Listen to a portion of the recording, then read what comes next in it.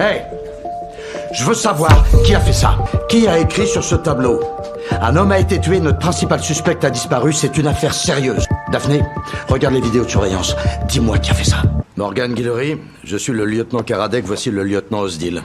On vous emmène pour interrogatoire. La femme de ménage Morgan ne comprenait pas pourquoi la police voulait l'arrêter, jusqu'à ce qu'elle voie les images de surveillance. Elle se souvint que c'était la veille au soir, pendant qu'elle faisait le ménage au commissariat. Elle avait accidentellement renversé les dossiers d'enquête de la police. Morgan s'était empressée de les ramasser. En les rangeant, Morgan n'avait pas pu s'empêcher d'y jeter quelques coups d'œil. Et elle avait découvert une erreur fatale commise par la police. Morgan leva les yeux vers le tableau couvert d'indices, puis changea le suspect en victime. C'est un crime grave de compromettre le travail d'enquêteur de la police. Pas entraver quoi que ce soit, j'ai vu un problème, j'ai voulu le régler. Fait, c'est corriger votre bourde. Le commissaire posa le dossier devant Morgan, et lui demanda de prouver sa conclusion. Morgan prit les photos de la scène de crime. Alors, vous avez un type mort. Je parie que vous pensez que la dame a tué son mari, mais ça c'est impossible.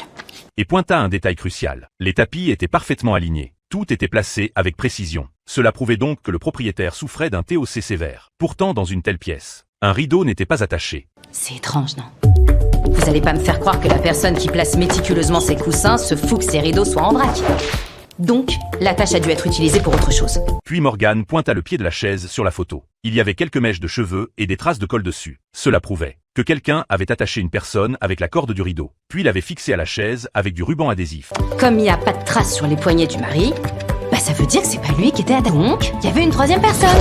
Conclusion, Lynette était sur la chaise, la victime était par terre, et on a un amateur de bandage qui a dû soit kidnapper, soit carrément zigouiller Lynette. Pour l'instant, ça reste des hypothèses. C'est alors que le partenaire de Kerrick entra. Une femme est venue sonner chez la victime juste avant le meurtre. Votre troisième personne? Morgan pensait que la police la remercierait, mais il la maintint en détention, pour falsification d'une affaire criminelle. Heureusement, peu après, ils confirmèrent que Morgan n'avait rien à voir avec cette affaire. Elle venait de signer l'accord de confidentialité, et s'apprêtait à partir, quand Morgan remarqua un autre problème. La date et l'heure qui apparaissent sur la vidéo sont fausses. Ça n'a pas été filmé hier, ça. Regardez les arbres. Le vent souffle du sud vers le nord. L'été, c'est uniquement le vent du sud qui souffle dans la vallée de LA. De mi-juillet à septembre, pour être précise.